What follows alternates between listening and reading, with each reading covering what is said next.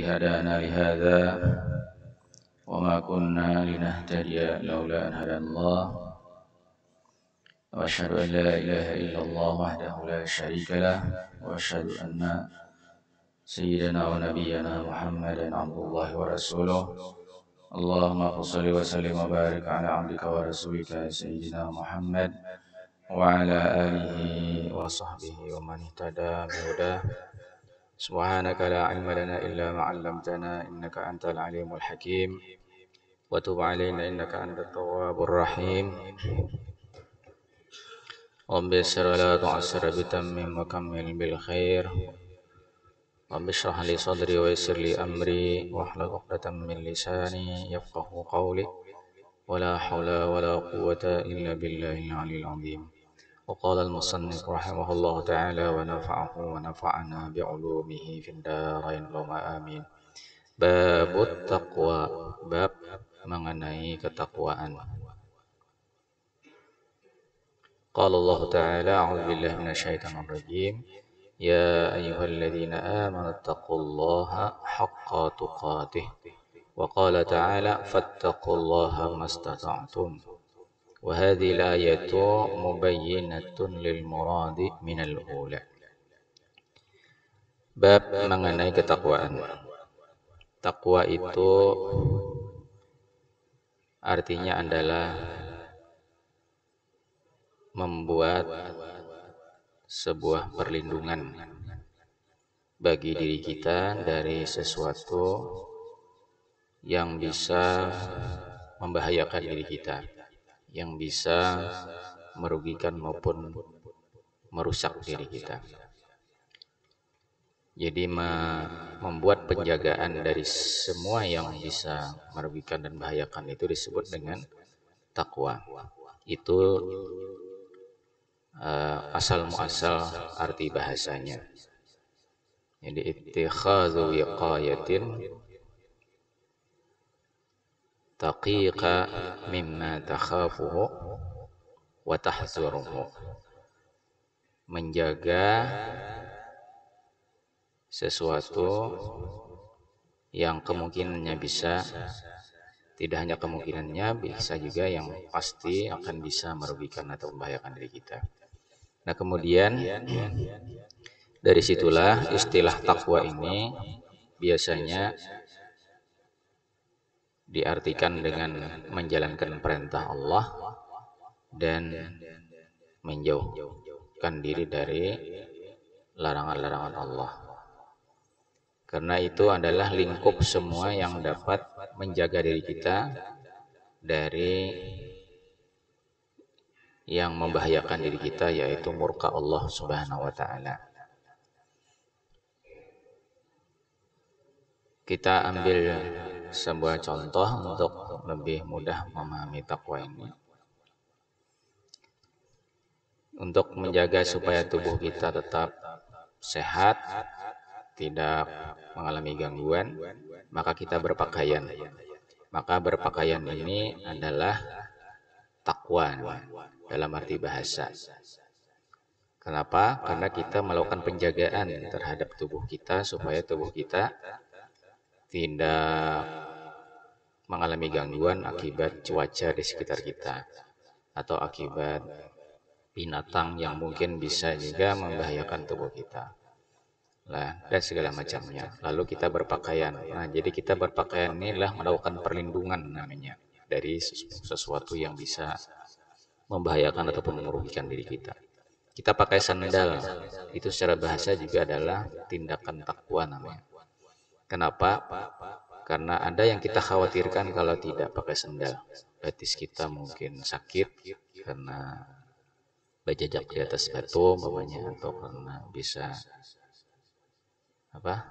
tertusuk duri atau terjajak paku, lalu kita pakai sandal. Nah, pakai sandal itu berarti kita melindungi kaki kita dari sesuatu yang membahayakan.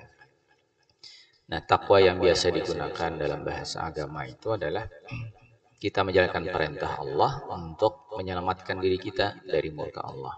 Kita menjauhi larangan Allah itu juga untuk menyelamatkan diri kita daripada murka Allah Subhanahu wa taala. Karena itu simpelnya Orang yang menjalankan perintah Allah dan menjauhi larangannya itu dalam rangka dia melindungi dirinya agar dirinya selamat dari ancaman bahaya ataupun yang dapat merugikan dirinya di dunia dan di akhirat. Nah, kemudian bab ini diawali dari beberapa ayat Al-Quran sebelum hadis-hadis yang berkaitan dengan takwa ini. Di antaranya Allah SWT berfirman memerintahkan kepada kita orang beriman untuk bertakwa, ya ayyuhalladzina amanu taqullaha haqqa tuqatih. Wahai orang beriman, bertakwalah kepada Allah dengan sebenar-benar takwa. Bertakwa kepada Allah dalam arti menjalankan perintahnya dan juga menjauhi larangannya. Kadang juga diterjemahkan takutlah kepada Allah. Jadi takutlah kepada Allah. Maksudnya takutlah terhadap ancaman siksa Allah Subhanahu wa taala. Karena takut adalah salah satu di antara yang dapat membantu kita untuk menjaga diri. Jadi kalau ada sifat takut dalam diri kita, itu sebenarnya adalah sesuatu yang bermanfaat. Karena dengan adanya takutlah timbul tindakan untuk melindungi diri. Nah, karena ada timbulnya rasa takut. Jadi takut kepada Allah Subhanahu wa taala itu kita tunjukkan dengan melaksanakan perintah Allah dan juga menjauhi larangan Allah Subhanahu wa taala. Jadi karena itu diterjemahkan juga kadang-kadang takwa itu ittaqullahnya, takutlah kepada Allah. Dengan sebenar-benar takwa. Kemudian dilanjutkan dengan firman Allah Ta'ala di surah yang lain, yang tadi surah Al-Imran, di surah Taghabun, takutlah kepada Allah atau bertakwalah kepada Allah sesuai dengan kesanggupan kalian. Jadi dari Imam Nawawi, ayat yang ada di surah Taghabun ini juga perintah Allah untuk bertakwa. Namun ketakwaan yang diperintahkan di sinilah sesuai dengan kesanggupan kalian. Kalau di ayat yang pertama tadi itu bertakwalah kepada Allah dengan sebenar-benar takwa. Nah, antara dua ayat ini, ayat yang kedua menjelaskan yang dimaksud ayat pertama. Di ayat pertama itu memang Allah menyampaikan perintahnya untuk kita bertakwa dengan sebenar-benar takwa. Kalau dipikir-pikir sebenar-benar takwa itu tidak ada yang sanggup di antara kita ini. Karena itu ketika ayat ini disampaikan kepada para sahabat oleh Rasulullah SAW, banyak yang mengeluh. Kenapa? Karena ya Rasulullah, siapa di antara kita ini yang sanggup betul-betul kalau menjalankan perintah itu full, kemudian menjauhi larangan itu full. Jadi mencari manusia yang semacam itu 100%. Nah, itu rasanya sulit.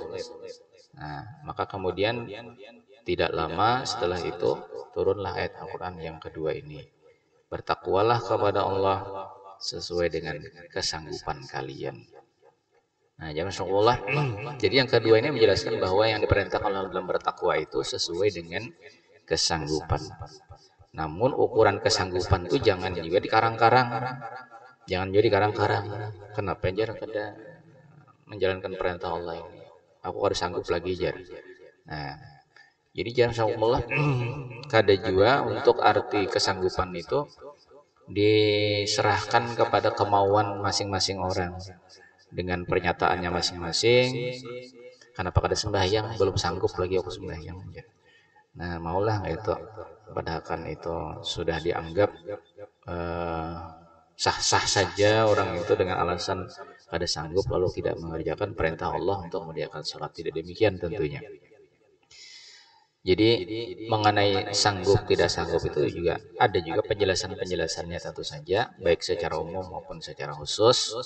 Misalnya kalau ada situasi tertentu di mana orang tidak bisa melaksanakan perintah sholat karena faktor sakit, misalnya karena maksudnya mengerjakan sholat secara normal begitu, nah karena faktor sakit atau karena musafir dan sebagainya. Nah, itu artinya sesuai dengan kesanggupannya. Kalau memang tidak bisa berdiri, ketakwaan menjalankan perintah sholat ini bisa saja dilakukan dengan duduk kalau dia tidak sanggup berdiri. Ini artinya menjalankan perintah Allah sesuai dengan kesanggupan. La yukallifullahu nafsan illa wus'aha. Nah, itu jadi dua ayat ini saling berhubungan. Yang kedua ini menjelaskan, kata Imam Nawawi, maksud daripada ayat yang pertama bahwa sebenarnya Allah menyuruh memang bertakwa, tapi bukan memaksa orang bertakwa di luar daripada kemampuannya. Wa qala ta'ala ya ayyuhalladzina amanu taqullaha wa qulu qawlan sadida wal ayatu fil amri bittaqwa katsiratun ma'lumatun. Ayat yang berikutnya di surah Al-Ahzab, wahai orang beriman, bertakwalah kepada Allah dan berkatalah dengan perkataan yang benar. Ada dua perintah di dalam ayat ini. Yang pertama adalah perintah Allah kepada kita orang beriman untuk bertakwa. Kemudian yang kedua, perintah Allah untuk kita bertutur kata atau berbicara yang benar. Berbicara yang benar, berbicara yang jujur, berbicara yang sopan, berbicara yang tepat. Ya, yang tepat itu artinya ya sejurus dengan apa yang ingin kita sampaikan. Jadi tidak menyimpang dari apa yang kita kehendaki. Itu sadid, qaulan sadida. Ini perintah Allah Subhanahu wa taala dalam 3 ayat ini. Ayat-ayat yang memerintahkan kita untuk bertakwa itu sangatlah banyak sekali. Kata Imam Nawawi, sangat banyak, dan kita ketahui dalam Al-Qur'an berpuluh-puluh perintah Allah untuk kita bertakwa. Kemudian beliau lanjutkan lagi dengan mengambil ayat lain di surah Talaq. Wa may yattaqillah yaj'al lahu makhraja wa yarzuqhu min haitsu la yahtasib. Barang siapa yang bertakwa kepada Allah, niscaya Allah akan membuatkan untuknya jalan keluar, maksudnya dari kesulitan yang dia alami. Dan niscaya Allah Subhanahu wa taala dengan berkat ketakwaannya itu memberikan rizki kepadanya tanpa dikira-kira atau tanpa diduganya. Ayat Al-Quran di dalam surah At-Talaq ayat 2 dan 3. Ini ayat berbicara tentang keutamaan. Kalau tadi tentang perintah Allah untuk bertakwa, ini penjelasan dari Allah tentang fadilat ataupun keutamaan orang yang bertakwa. Jadi bertakwa yang kita jalankan itu juga ada janji-janji yang Allah sampaikan di belakangnya. Kalau orang bertakwa maka Allah berjanji begini, begini, begini. Di antaranya di ayat ini ada 2 yang dijanjikan Allah Subhanahu wa taala. Yang pertama adalah kalau kita bertakwa, Allah berjanji kalau Dia akan membantu kita atau mendatangkan pertolongannya untuk kita bisa keluar dari kesulitan-kesulitan yang kita alami. Nah, termasuk musibah, yaitu kesulitan yang kita alami dalam hidup ini. Bila kita bujur-bujur hanya menjalankan perintah Allah, kemudian menjauhi kemaksiatan kepada Allah, maka pertolongan itu akan datang sesuai dengan janjinya. Kita garing pokoknya lah. Garing itu asal kita perhatikan tugas-tugas kita kepada Allah, maka insya Allah garing itu tidak akan membahayakan diri kita dan segera Allah akan datangkan kesembuhan. Cuma masalahnya ini ada orang garing dengan alasan garing gak sembahyang, pokoknya itu kan. Nah, ini memperparah keadaan,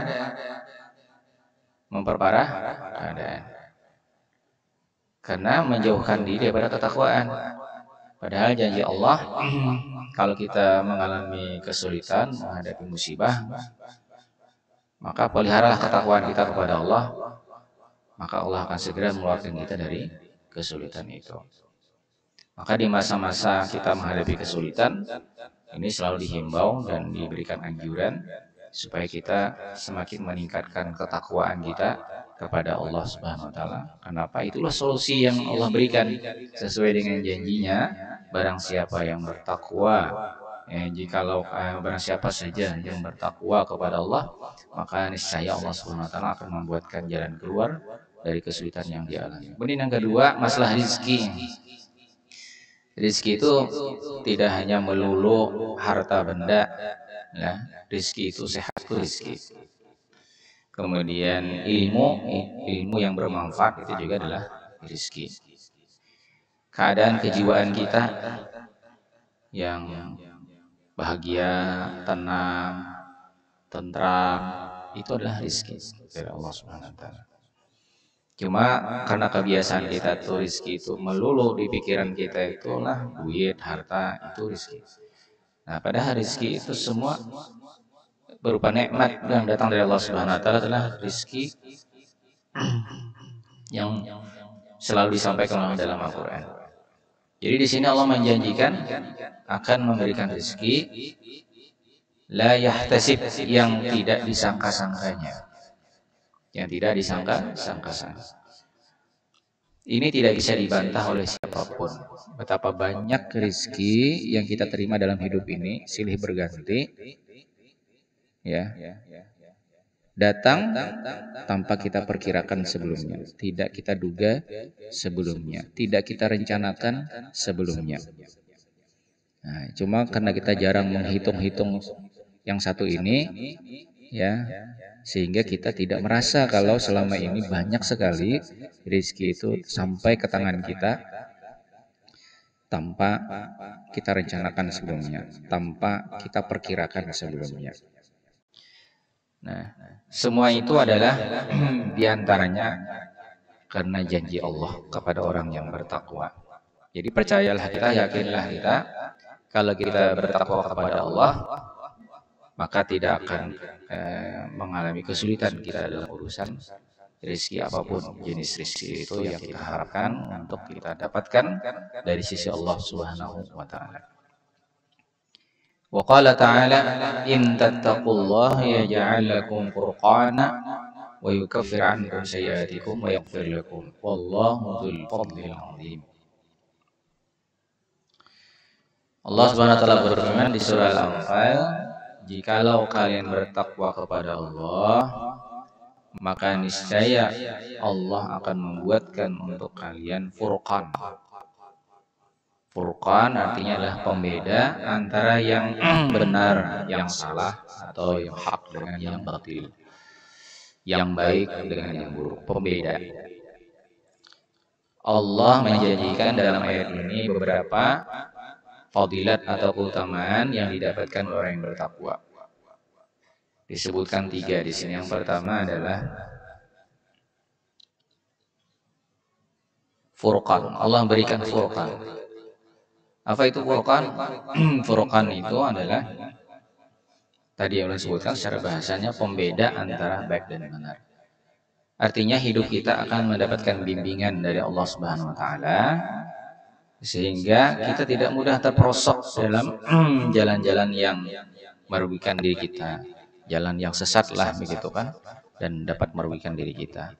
Selalu saja ada bimbingan, baik Allah berikan bimbingan itu melalui cara berpikir kita, bimbingan Allah itu juga lewat tutur kata kita, kemudian sikap tindak tanduk kita, itu mendapatkan pengarahan dari Allah Subhanahu wa taala. Jadi semacam ilham yang masuk ke dalam diri kita, sehingga itu yang kemudian mengarahkan apa yang kita ucapkan, apa yang kita lakukan, apa yang kita kerjakan.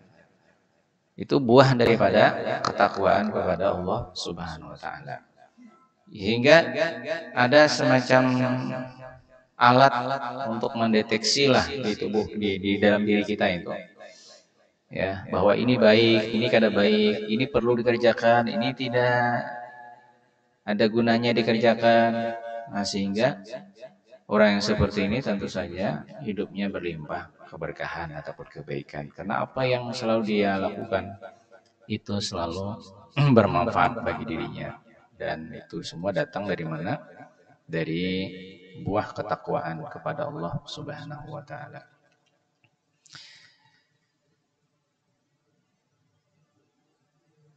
Kemudian yang kedua, wa yukaffir ankum sayyi'atikum. yaitu Allah berjanji akan menghapus dosa-dosa kesalahan kita. Dengan ketakwaan, maka dosa-dosa kesalahan kita akan terhapus. Wa yaghfir lakum, dan Allah mengampuni kalian. Wallahu dzul fadlil azim, dan Allah itu karunia-Nya sangatlah besar. Allah itu karunia-Nya sangatlah besar. Wal ayat fil babi katsiratun ma'lumatun, ayat di dalam bab ini maksudnya bab tentang keutamaan ya, fadilat takwa itu banyak sekali. Jadi kalau kita bertakwa, maka keuntungan-keuntungan yang kita dapatkan itu kalau kita kumpulkan dalam Quran, kita buat daftarnya, itu ada ini. Nah, yang disebutkan tadi itu hanya sebagian saja. Jadi kalau kita buatkan tadi kan ada beberapa di antaranya bahwa orang yang bertakwa maka ketakwaannya itu akan membantu dia untuk keluar dari kesulitan yang dialami dan juga akan melapangkan rezekinya, kemudian juga membuat hidupnya semakin lebih berkah karena dia selalu mendapatkan bimbingan dari Allah. Kemudian juga dosa-dosanya diampuni, kemudian terus yang lainnya ini banyak sekali dalam Quran. Ini sebagian di antaranya kata Imam Nawawi rahimahullah taala. Adapun hadis berikutnya adalah hadisnya. Hadis yang pertama adalah Abi Hurairah radhiyallahu anhu qala qila ya Rasulullah man akramun nas qala atqahum faqalu laisa an hadza nas'aluka qala fa yusufu nabiyullah min nabiyillah min khalilillah qalu laisa an hadza nas'aluka qala fa'an ma'adinil arab tas'aluni khiyaruhum fil jahiliyati khiyaruhum fil islam idza faquhu muttafaqun alaihi. Dari Abi Hurairah radhiyallahu anhu, beliau berkata, ditanya Rasulullah sallallahu alaihi wasallam, pertanyaannya adalah, siapakah ya Rasulullah manusia yang paling mulia? Akramun nas. Karam. Kita menyebut orang yang kita muliakan dengan mukarram. Ya, mukarram. Karam ini secara bahasa tadinya adalah berartikan memiliki kebaikan yang banyak. Memiliki kebaikan yang banyak. Memang kemuliaan itu ditandai dengan kebaikan. Semakin banyak kebaikan, maka semakin mulia. Pertanyaan ini dijawab oleh Rasulullah SAW. Atqahum, orang yang paling takwa di antara manusia, itulah yang paling mulia. Hal ini sesuai dengan penjelasan Allah dalam Quran. Inna akramakum indallahi atqakum.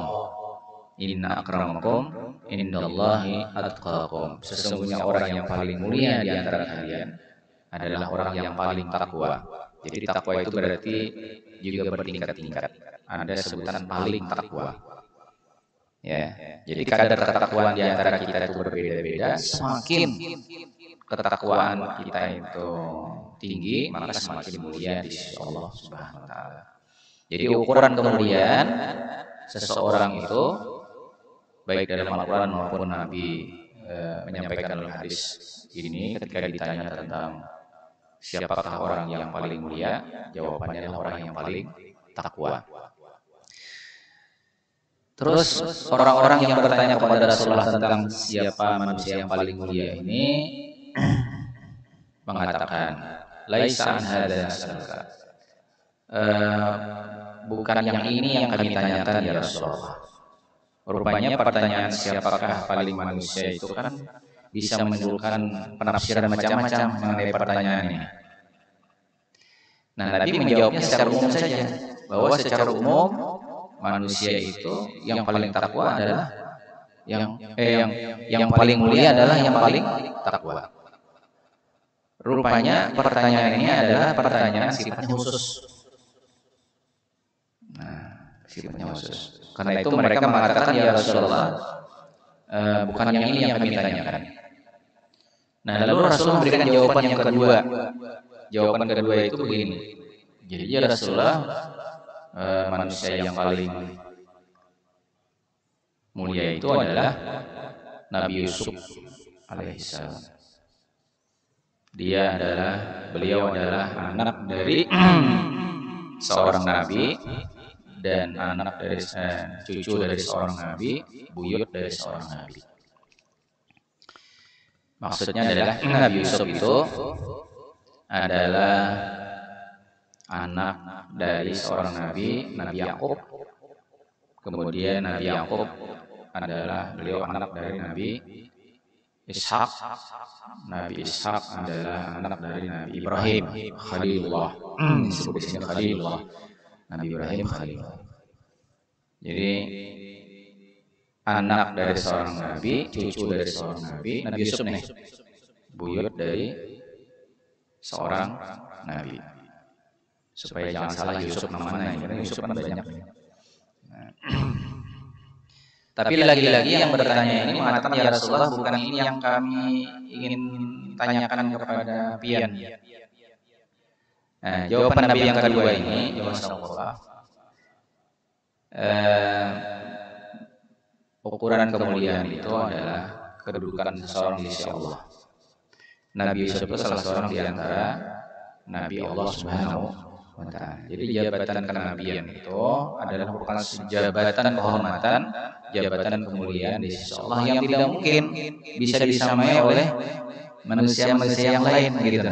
Maka inilah manusia terhormat dibandingkan manusia-manusia lain karena jabatannya sebagai orang yang dipilih oleh Allah sebagai utusan Allah Subhanahu wa Ta'ala. Itu jawaban Nabi yang kedua.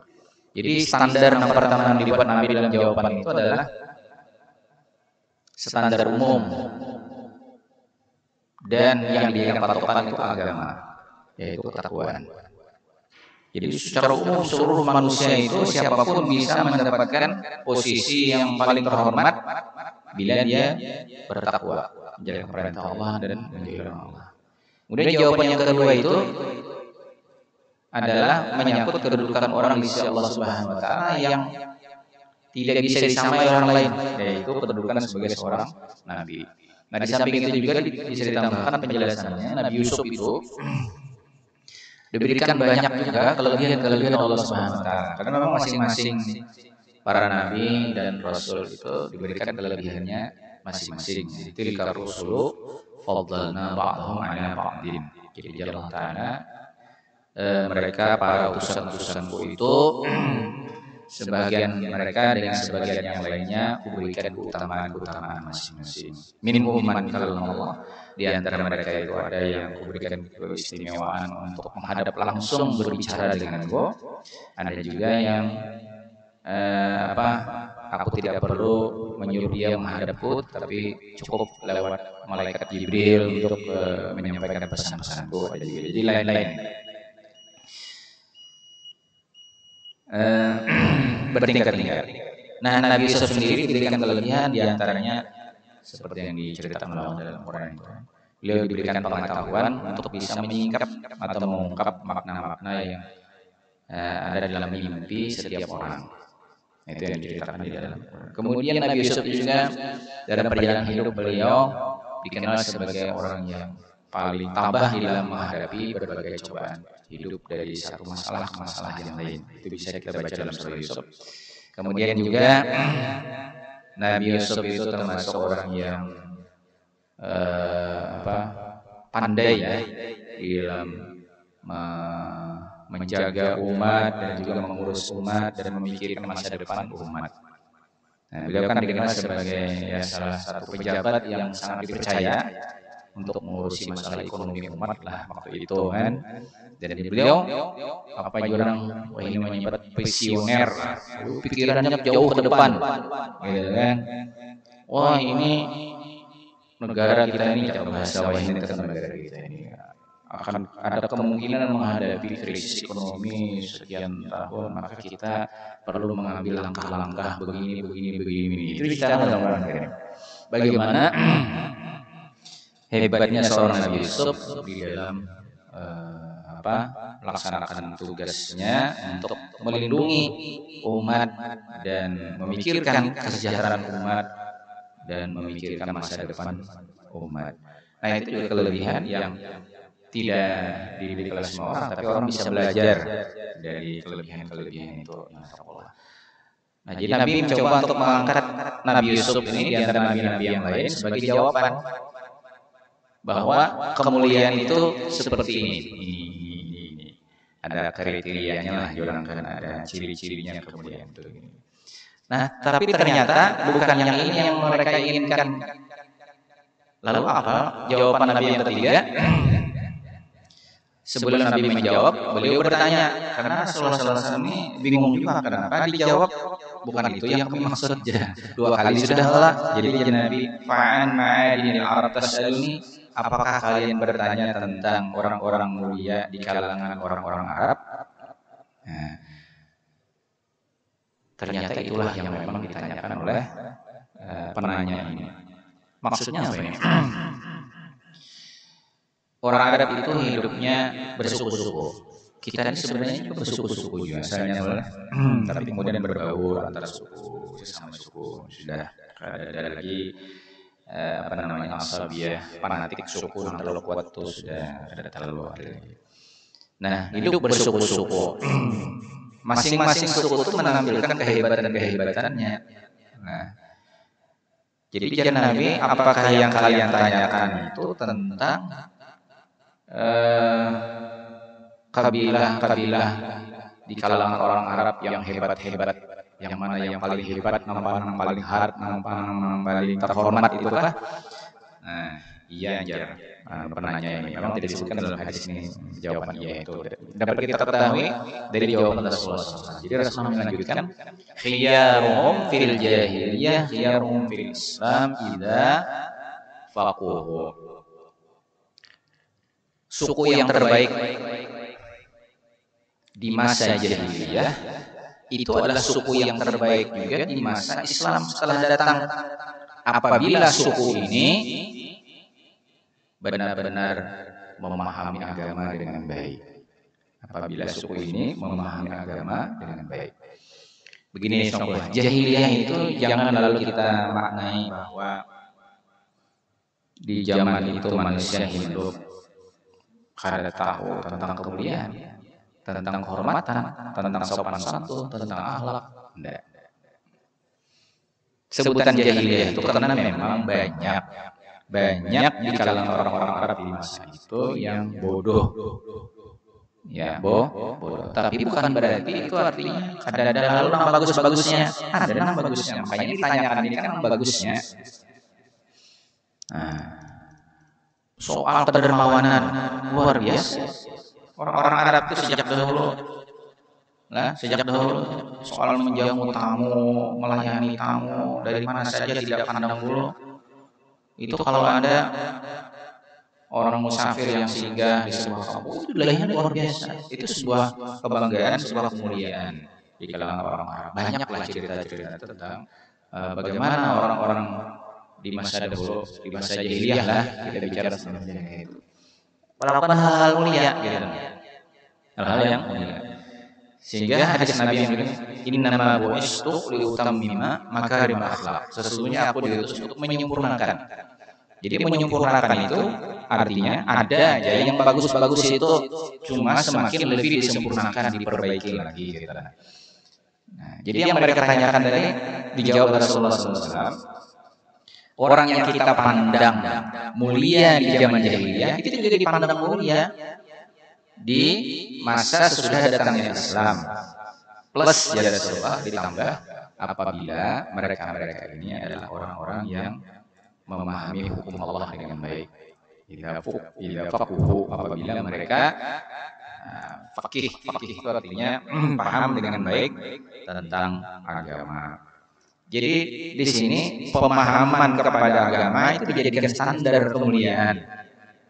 Nah, maka itu pentingnya kita duduk di majelis ilmu untuk menambah pemahaman kita kepada agama, dan itu dia akan dapat membantu mengangkat kemuliaan kita di sisi Allah Subhanahu wa taala.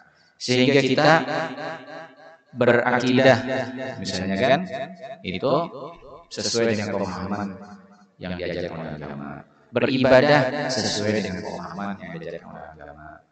Berperilaku dengan manusia itu juga sesuai dengan panduan-panduan agama, pemahaman kita kepada agama. Nah, jadi untuk tutup dengan hadis Nabi sallallahu alaihi wasallam, "Man yuridillahu bihi khairan yufaqihu fid din." Barang siapa yang dikehendaki oleh Allah untuk mendapatkan kebaikan-kebaikan, kemuliaan-kemuliaan di dunia dan di akhirat, maka Allah akan menanamkan pada diri orang itu pemahaman terhadap agama, yufaqihu fid din.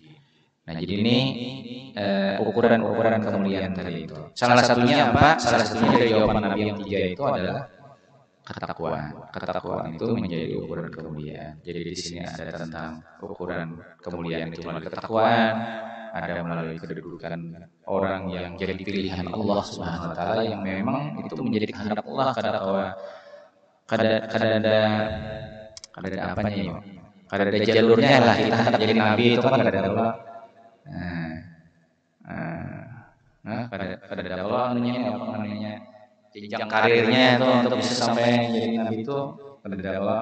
Nah, itu memang itu adalah hak prioritas Allah Subhanahu wa taala, kada mungkin bisa diusahakan oleh orang-orang lain selain orang yang dipilih oleh Allah Subhanahu wa taala. Kemudian yang ketiga ini adalah ukuran ketakwaan itu ukuran kemuliaan itu adalah pemahaman terhadap agama. Jadi mudah-mudahan semakin bertambah ilmu agama kita, akan semakin Allah berikan kemuliaan kepada kita, kebaikan-kebaikan di dunia dan akhirat, dan janji-janji Allah Subhanahu wa taala kepada kita yang selalu berusaha untuk menjalani hidup dengan ketakwaan kepada Allah Subhanahu wa taala. Demikian Allah. Alhamdulillah.